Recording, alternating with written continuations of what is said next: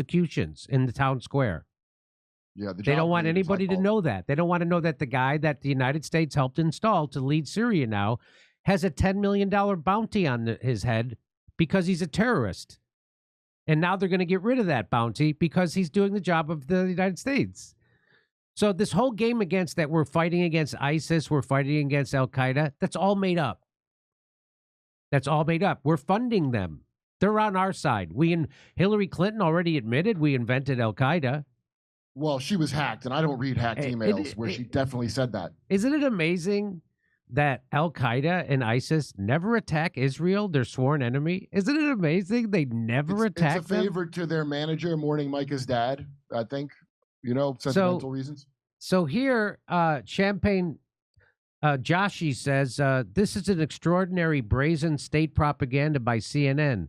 This shit is so obviously staged, it is laughable. Hey, Champagne, not everything that is a slap in your face, insulting to your intellect because of how obvious it is staged, okay? The camera just happened to be present for her to discover as she walked into the shot, and you're not supposed to put that together. Well, they know, because it's not a great job on this. They know that CNN viewers are not very bright, and they're very emotional. And but I think even they must. I mean, I'm curious if somebody watched this in real time on CNN and what they thought.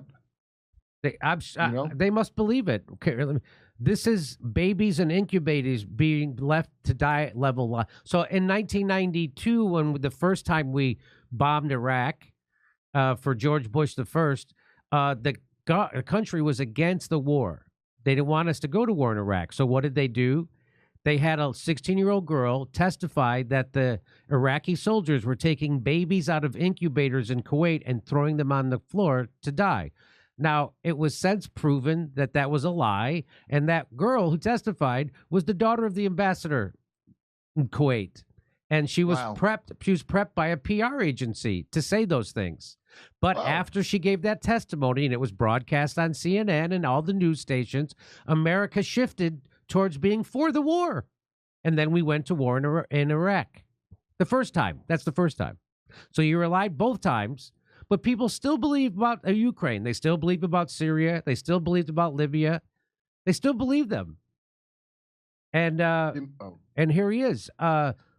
This Lord Bebo says, CNN BS. This manicured nails of a man who was in a Syrian dungeon without light for 3 months until CNN rescued him. He's manicured.